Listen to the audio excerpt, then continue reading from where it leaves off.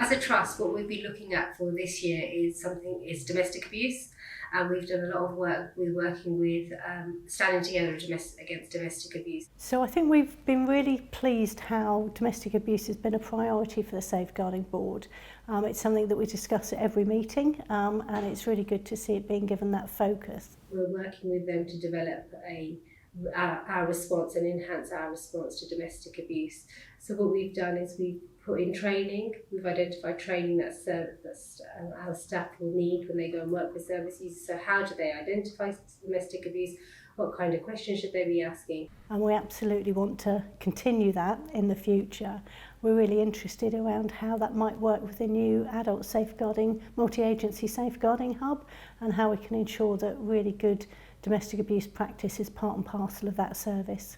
And the other piece of work that we're doing is trying to enhance our systems. So that's part of the role I have, is to make sure that we have systems in place so that people can record, report and keep track of progress on safeguarding. So we've been doing a lot of work there. So what we know, unfortunately, is sometimes people with mental health issues are targeted because of their vulnerability. So the work that we do is predominantly around mental health in Hammersmith and Fulham. And it's about how we work with those adults with care and support needs.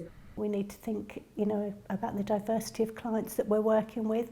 So, for instance, if someone's first language isn't English, how can they access services? How can we be sure of what's being said between family members if that's not a language that we understand?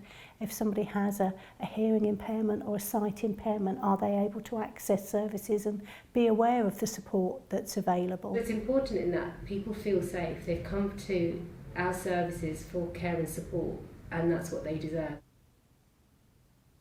Safeguarding is miserable work. It is miserable in the sense that safeguarding is about people who are being abused and or neglected, so by the very nature things are not going to be pleasant. I think inevitably you hear some really difficult stories and experiences of people, and you wouldn't be human. In fact, if that didn't affect you, then perhaps you shouldn't be doing the job in the first place. One of the fortunate things that I have in my job is actually we can make a difference, so we actually make sure that we take that learning. So what's happened, what can we do to reduce the likelihood of that happening again?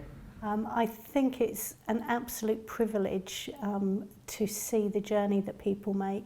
I've met the strongest women as a result of working in this field, and the way in which women manage to overcome and move forward and recover from what they've experienced, and at the same time perhaps maintaining relationships as mothers, daughters, sisters is inspiring every day. And I know there's a lot of work to do, but also I think we've got to a point where we do know what works. We absolutely need a lot more resourcing to make it work, but we can kind of see what it could look like, what the future could like in a world without abuse, and that's really worth working for.